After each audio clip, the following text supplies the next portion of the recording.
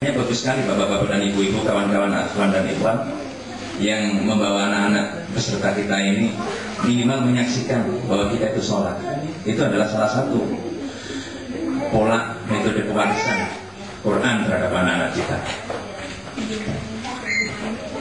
Dikatakan bahwa ya ayuhannas, wahai manusia, qad ja'atkum mau'izatun min rabbikum, telah turun kepada kalian, telah datang kepada kalian mau'izah. Mau'izah itu dari kata wa'adha yang artinya sesuatu, kata-kata yang membangkitkan semangat. Tapi diterjemahkan sebagai nasihat. Mau'izatun min rabbikum, nasihat dari Tuhan kalian. Telah turun, telah datang padamu nasihat dari Tuhan kalian, dari Allah Subhanahu wa taala. Makanya ad-dinu nasihat. Agama itu adalah nasihat. Agama adalah nasihat. Nah, Quran ini adalah isi dari agama itu. Mau'izatun min rabbikum, dikatakan selanjutnya wasyifa'ul lima fis sudur, dan obat bagi hati manusia.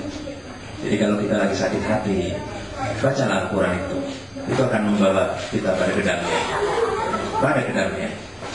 Insya Allah dengan keyakinan. Rasulullah SAW bahkan mengatakan khusus bulan Ramadan itu dikatakan man tala fihi ayatan minal Quran falahu ajru kaman ajri khatamahu fi ghairihi minasyuhuri. Dikatakan bahwa barang siapa yang membaca satu ayat dari Al-Quran pada bulan Ramadan, maka pahalanya seolah-olah sama dengan orang yang menghatamkan Al-Quran. Itu baru satu ayat. Jadi sifat obat. Makanya jangan heran bapak-bapak dan ibu-ibu, kata-kata sifat ini kemudian diterjemahkan oleh banyak tabib sebagai sarana untuk menyembuhkan. Jadi kalau ada datang ke tabib terus baca ini bu, ya insya Allah. Itu kan salah satu cara, yaitu doa. Doa umumul ibadah, doa adalah otak daripada ibadah. Jika ibadah kehilangan otaknya yaitu doa, maka lumpuh ibadah itu.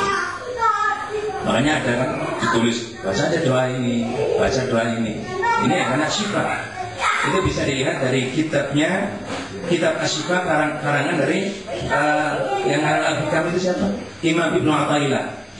Itu kitabnya Asyifa. Itu dia sebutkan ketika dia berhaji, tiba-tiba dia sakit yang keras sekali sehingga tidak menemukan tabib. Kemudian Imam Ibnu Athaillah membaca Al-Fatihah berulang-ulang pada air Zam-Zam, kemudian diminumkannya. Selang beberapa saat kemudian Imam Ibnu Athaillah sembuh dari penyakit. Makanya kemudian Asyifa. Kemudian dikatakan wahudan warahmatan lil mu'minin, sebagai petunjuk dan rahmat bagi orang-orang mukmin. Bapak-bapak dan ibu-ibu, kata mukmin harus dibedakan dengan kata amanah. Dalam kaidah tafsir, kalau Al-Quran menurunkan dengan kata ya ayyuhalladzina amanu, itu kan kata amanah, artinya beriman. Mukminin itu juga artinya beriman, tetapi implikasinya berbeda. Kalau bunyinya ya ayyuhalladzina amanu, wahai orang-orang yang beriman, ini artinya apa? Orang yang beriman, tetapi kadar keimanannya itu bebas, mau kuat, mau lemah, itu tercakup dalam amanu. Makanya puasa itu ayatnya ya ayyuhalladzina amanu kutiba. Wahai orang-orang yang beriman, ini tidak pandang bulu, mau imannya tinggi, mau imannya rendah, masuk dalam kategori ini.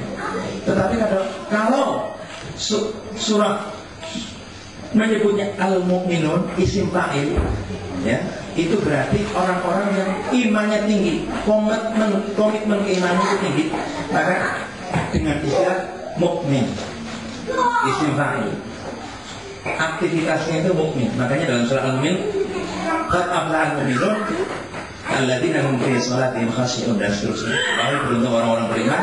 Siapa mereka? Orang yang salatnya khusyuk. Alladzina hum 'anil lagwi muridun, orang yang tidak mau gosip.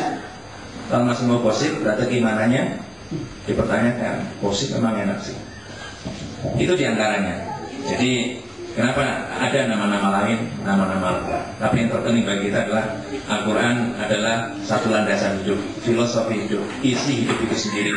Makanya Rasulullah ketika ditanya, ya Rasul, Aisyah radhiyallahu anha ditanya, kaifa akhlaqu Rasulillah, bagaimana akhlak Rasulillah? Aisyah langsung menjawab, fa akhlaquhu Quran, akhlaknya Rasul adalah Quran. Bapak-bapak dan ibu-ibu, itu saja mungkin yang bisa saya sampaikan.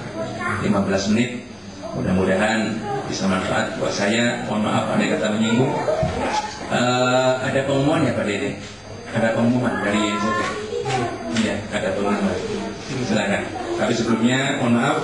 Wabillahi taufiq wal hidayah. Wassalamualaikum warahmatullahi wabarakatuh.